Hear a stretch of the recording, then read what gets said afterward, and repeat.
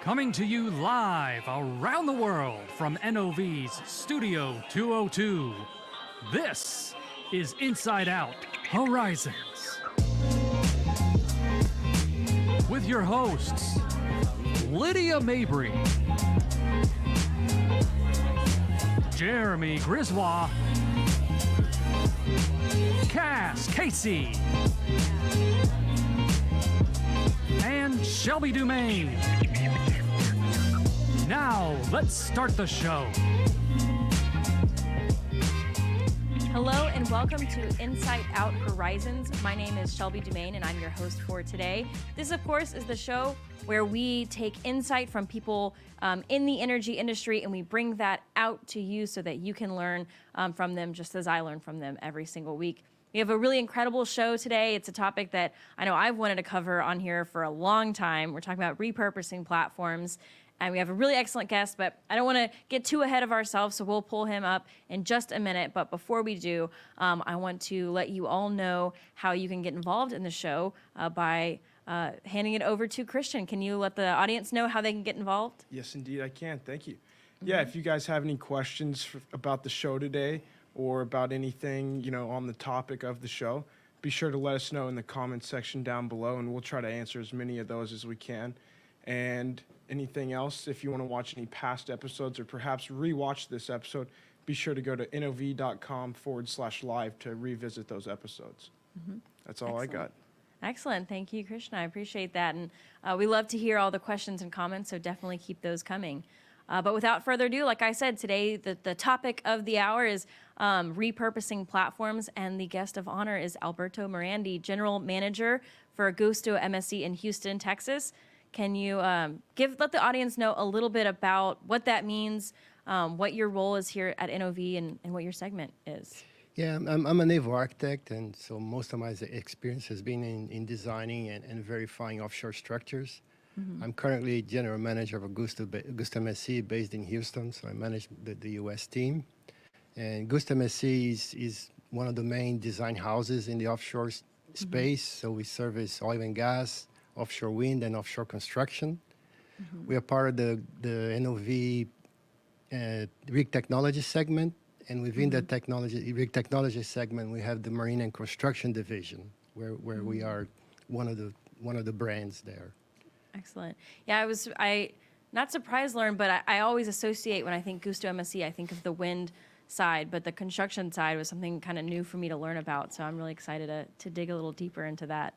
Kind of the big question is, can you tell us a little bit about, when we say repurposing platforms and structures, what does that mean? What does that entail and look like? That's the big kind of question we start off with. Right. As an offshore asset comes to the end of its design life, you have basically three routes, right? One is to basically decommission that asset. And, sometimes it is decommissioned at sea and you create an artificial reef. And very common in the Gulf of Mexico, what we call rigs for reefs program.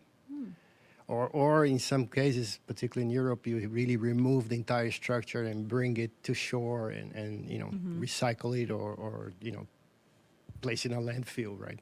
Right. And the other option is what we call continued service or continued use. Used to be called life extension. There's been a bit of a rebranding of the idea.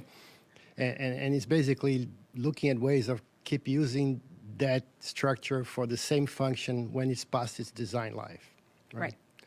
But another emerging concept is repurposing it, just really either moving that structure to another field or even completely changing its function, right? And really down to the concept of moving from, the linear economy to the circular economy, right? Right. Linear economy, you take, you make, and you discard. You extract materials, you build something to use, and then once it gets to the end of its useful life, you discard it, right? Right.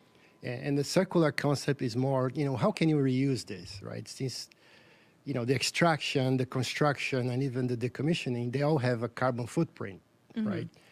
So if you look in reducing carbon footprint, it makes sense to reuse things because you're just using the carbon footprint that you already had, right? You're right, exactly. So that's really the big picture idea.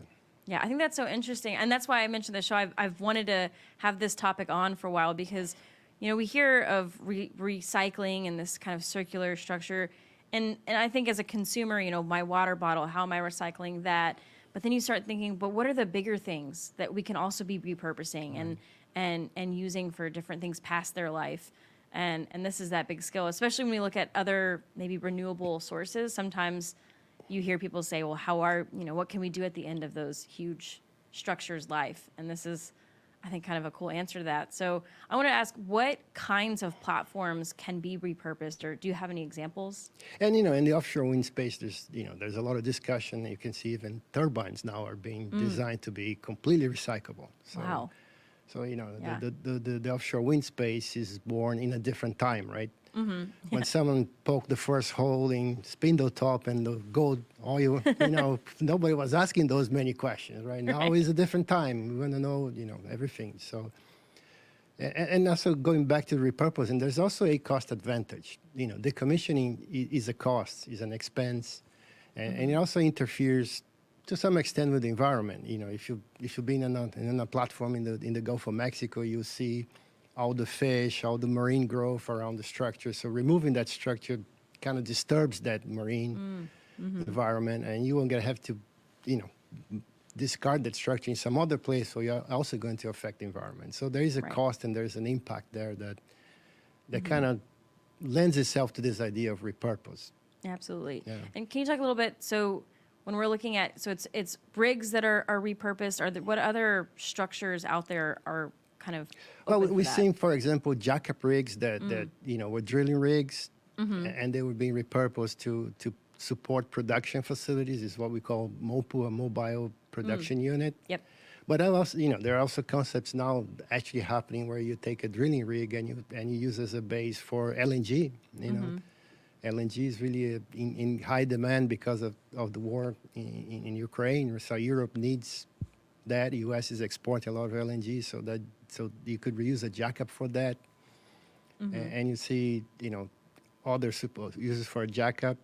Also platforms, they can be used to kind of stage hydrogen production offshore. Oh, yeah. Or also the platform and the wells of a depleted oil field can be used to store carbon. Oh, yeah. One of that's the a big big thing. Yeah. items of energy transition is not just renewable energy, but also decarbonizing what's already there, capturing carbon, right? And you have, I think something like 40 gigaton of potential gigatons of carbon that could be stored in offshore basins around the world. And I think ExxonMobil announced a $100 billion plan to repurpose the entire Gulf of Mexico as a carbon capture hub. Wow. So wells could be reused and platforms could be reused, and in general, it makes a lot of sense, right? Yeah, that's a big thing. I mean, our last episode a few weeks ago was on CCU, or low carbon solutions, and then we're doing a specific episode on carbon capture next week and on Inside Out. So yeah, that's a huge discussion. So you're right, this all sort of plays together. Yeah, another example I've seen is repurposing, drill ships to ocean mining, for example. So, Oh yeah. so you have that steel structure there, so Yeah, use it. you can use it, right? Absolutely.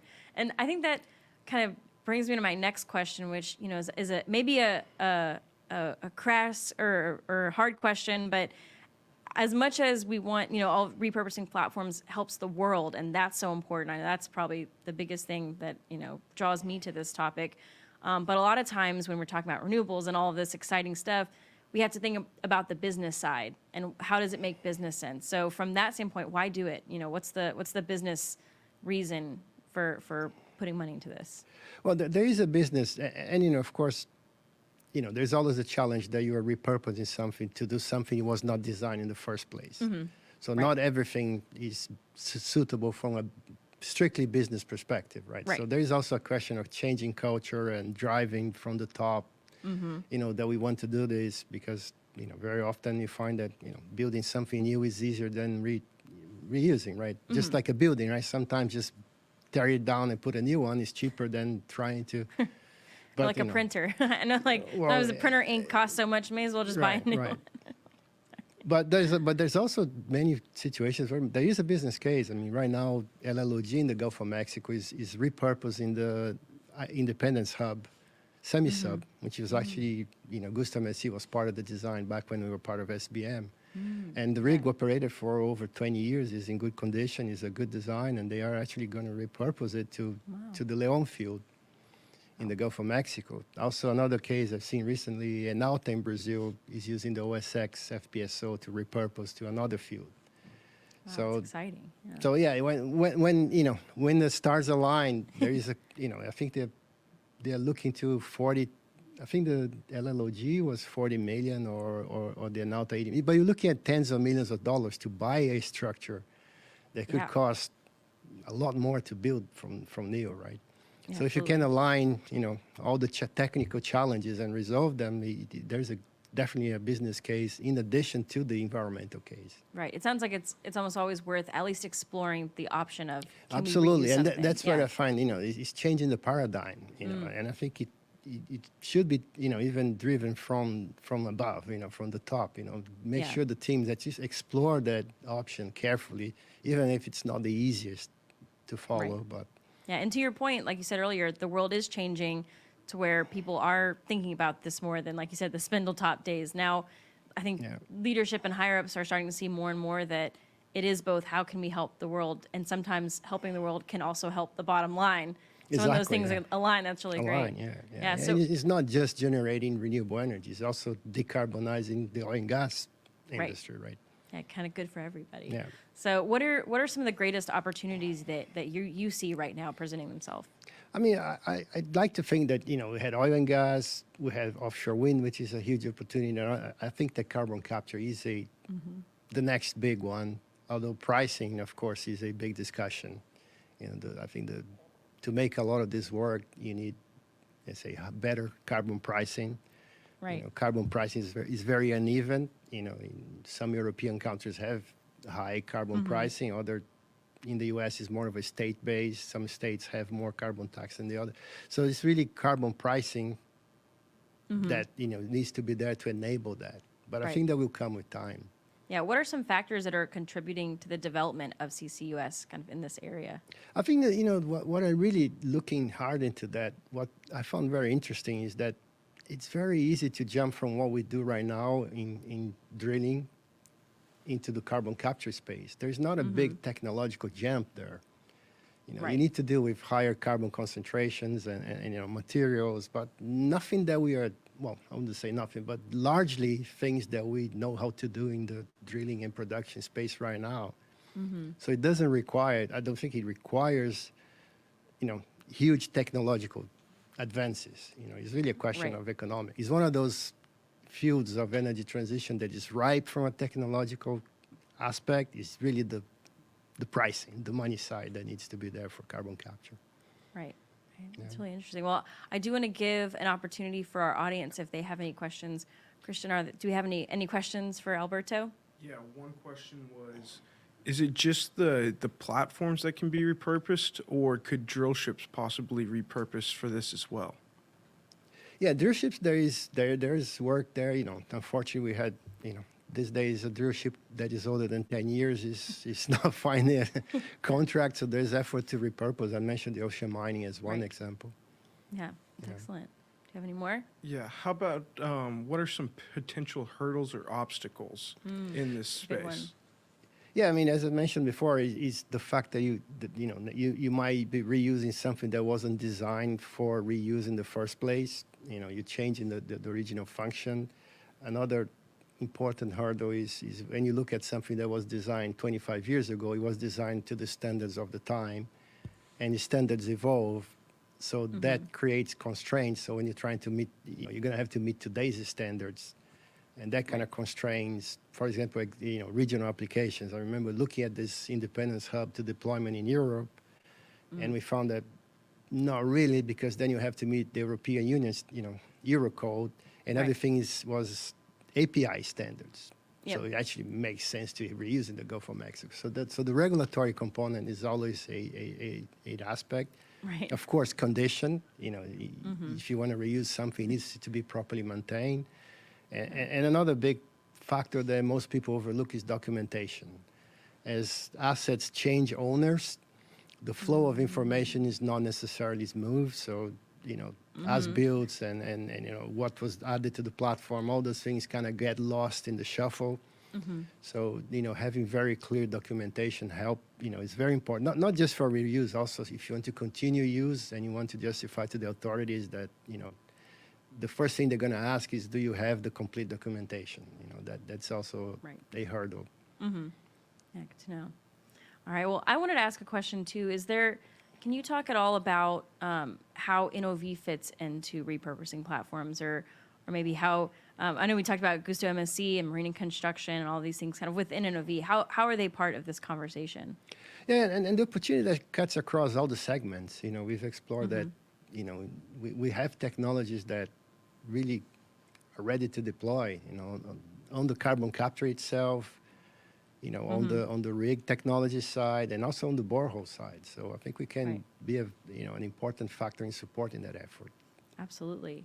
Yeah. Man, like I said, I think this is such an interesting topic, and I know I've seen pictures from under in the deep where you see the reefs returning or kind of that wildlife. I think that's really incredible. So thank you so much for coming on this show. And I do want to mention if anybody has any questions for you, wants to follow up, they can leave those in the comments. Of course, we always go and check those and keep up and get them in contact. But is it also okay if they find you and follow you on LinkedIn? That's okay. All right.